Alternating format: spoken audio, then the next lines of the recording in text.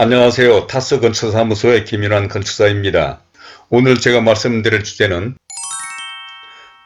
불법 건축물에 관한 것으로 불법으로 확장한 발코니 베란다로 낭패를 당한 사연을 말씀드리고자 하는데, 이는 얼마 전 베란다 확장 문제로 이행강제금을 부과받고 시정명령을 받아 상담한 어떤 사람의 사례와 건축물의 불법과 위법 행위 등에 대해서 이야기하고자 합니다. 저는 본 채널에서 주로 상가주택, 단독주택 등의 설계와 건축 등에 관한 전문적이고 기술적인 내용과 함께 건축과 관련된 일반적인 이야기, 특히 재테크, 부동산적인 말씀을 드리고 있습니다. 이 두 주제가 상가주택이나 단독주택 등 건축을 하고자 하시는 분들에게 참고가 될 내용이고, 앞으로도 설계와 공사에 관련된 내용도 계속 보완해 나가겠으며, 이러한 내용을 알고 싶은 분들은 본 채널의 초기에 제작된 이러한 영상들이 많으니 참고하시기 바랍니다.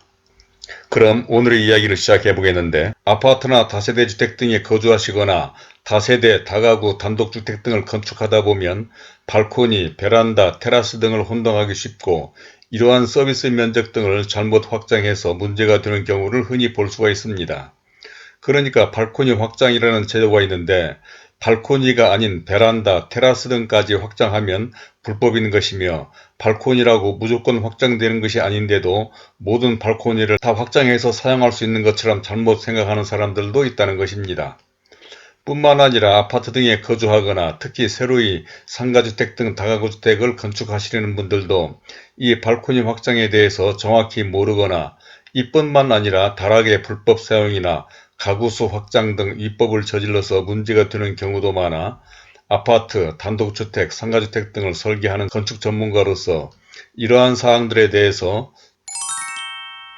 다음과 같은 5가지 내용으로 말씀을 드리고자 합니다.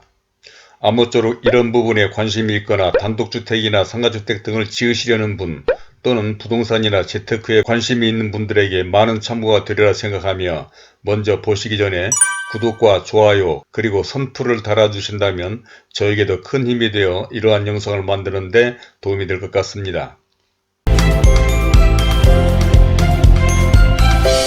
그럼 첫 번째로 발코니, 베란다, 테라스란 어떤 것인가에 대해서 말씀드려 보겠는데, 아파트 등에 거주하거나 특히 단독주택, 상가주택 등을 건축하려는 일반인들도 건축과 관련된 용어나 법규 등을 알 필요가 있습니다.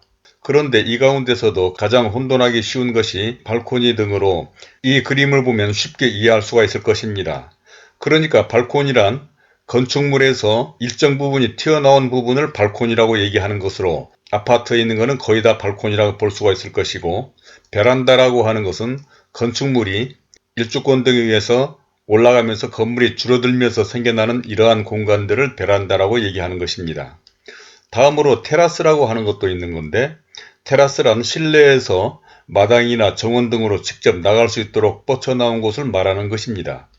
그리고 이 가운데서도 베란다, 발코니, 테라스 가운데서 오직 발코니만 합법적으로 확장이 가능하고, 이 발코니 확장도 방이나 거실, 주방 등만 가능하며, 그러니까 이런 계단실이라든지 엘리베이터실 또는 화장실 이런 부분들은 발코니 확장이 안 되는 것이고, 또 발코니 확장을 하고 남은 실의 최소 폭이 2.1m 이상 확보되는 범위에서 건축물의 외벽의 중심선에서 1.5m까지만 확장이 가능하다는 점도 알아두셔야 합니다. 그런데도 불구하고 이러한 발코니가 아닌 베란다라든지 테라스 부분까지 확장해서 사용하다가 저에게 상담 온 분과 같이 불법 건축물로 적발되는 경우에는 시정명령과 함께 이행강제금까지 부과되는 불이익을 당하는 경우도 있습니다.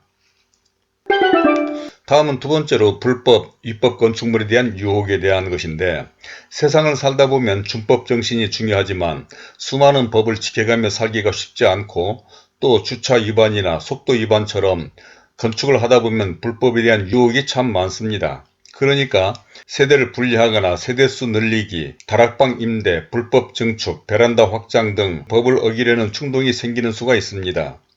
이는 특히 건축을 잘 모르는 부동산 사무소나 집장사 등이 부추기는 경우도 있는 것 같은데, 건축물은 다른 것과는 달리 그들의 노출되어 보이므로 불법을 적발하기 쉬워 가급적이면 이러한 위법 행위를 하지 않는 것이 좋습니다. 즉, 관계기관에서는 주기적으로 항공 촬영을 하고 감사가 나오기도 하며, 또 주위 사람들의 민원 그리고 외부에 노출된 수도나 가스 계량기 숫자만으로도 가구 수가 늘어난 것을 확인하기 쉽기 때문인 것이죠.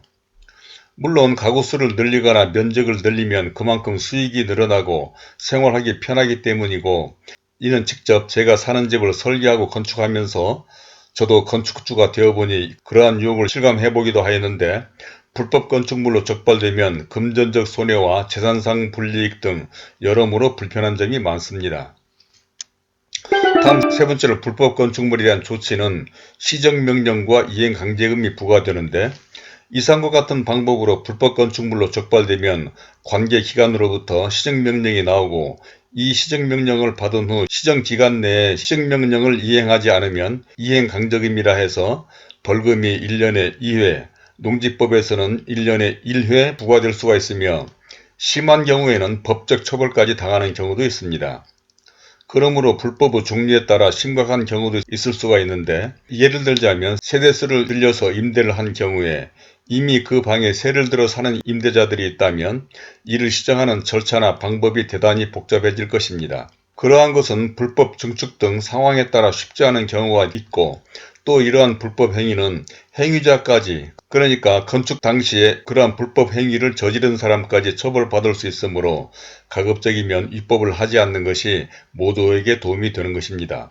특히 신도시와 같은 택지개발지구는 주변에 수많은 유사한 건물이 건축되는 지역이므로 내용을 아는 사람들이 주변에 많다 보니 더더욱 주의를 해야 하는데, 이로 인해서 피해를 당한 사례는 택지개발지구에서 흔하다는 점도 인식할 필요가 있습니다.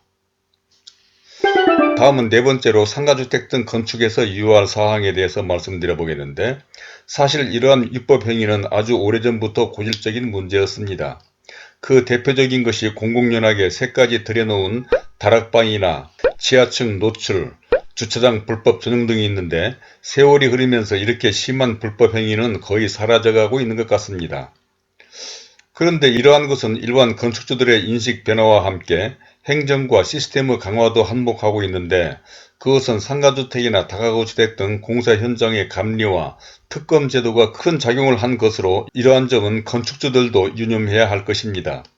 그러니까 2년 전부터 감리 제도가 바뀌어서 종전에는 설계를 한 건축사가 이러한 건물의 감리를 담당하다 보니까 건축주와의 관계상 현장 관리를 철저하게 하지 못한 점이 있었지만, 새로운 감리 제도 하에서는 별도의 감리 건축사가, 그러니까 설계자가 아닌 별도의 감리 건축사가 공사 감리를 하다 보니 공사 과정에서부터 위법은 말할 것도 없고 철근, 배근 등 공사 품질 관리까지 함으로써 과거와 같은 입법 행위는 상상하기가 어려워지게 되었습니다.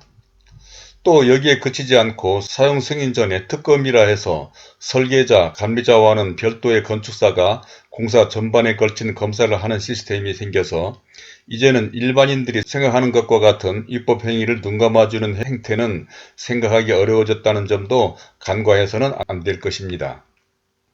이제 마지막으로는 입법 행위는 비용이 수반된다라고 하는 것인데, 이외에도 중요하게 생각할 부분이 있는데, 그것은 불법 행위를 하기 위해서는 별도의 비용이 필요하다는 것입니다. 예를 들자면 불법으로 가구 수를 늘리거나 불법 증축 등을 하게 되면 이에 필요한 공사를 해야 하며, 그러한 공사에는 그만큼의 공사비가 수반되는 것 아니겠습니까? 더욱이 이러한 공사는 사용 승인 후에 별도로 공사를 하는 만큼 처음 공사를 할 때에 비해서 해당 공사비는 더 비싼 금액으로 하지 않으면 안 되는데, 그러니까 아무런 비용 없이 수익이 저절로 생기는 것이 아니라는 점을 생각하고, 또 자칫하면 세입자에게 약점이 잡혀 경우에 따라서는 곤욕을 치르는 사람들도 보았는데, 이러한 점과 이행강제금 그리고 불안함 등을 감안한다면 위법이나 불법 행위가 결코 바람직해 보이지는 않는다는 점도 강조하고 싶습니다.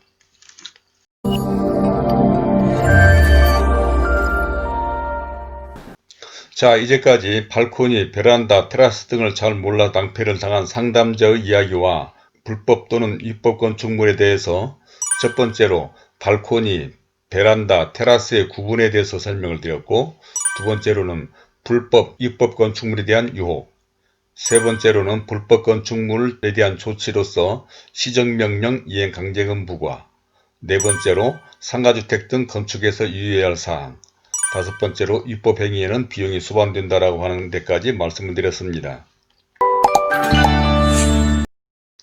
사실 이와 같은 불법이나 위법 건축은 상가주택 등 신축의 경우 외에도 불법 건물을 경매받거나 또는 이런 불법 사항이 있는 건물이라는 것도 모르는 채 임대를 하거나 그런 건물을 매입했다가 낭패를 당하는 경우 등은 신문이나 방송에서도 종종 소개되고 있습니다. 또 요즘은 아파트나 상가주택 등 다가구 주택은 발코니가 확장된 채 분양되지만 오랜 아파트의 경우에는 허가를 받지 않고 발코니 확장을 해서 문제가 되는 경우 등도 있어서 일반인들도 이러한 건축적인 부분들에 대한 관심이 필요하다는 점을 인식할 필요가 있어서 신축뿐만 아니라 부동산 투자, 재테크, 경매 등에 관심을 가진 분들을 위해서 이러한 말씀을 드렸는데 아무쪼록 이런 점들을 참고하시기 바라고 혹시 이런 데에 대한 의견이나 궁금한 점 등이 있으시면 선플로 남겨주시기 바랍니다.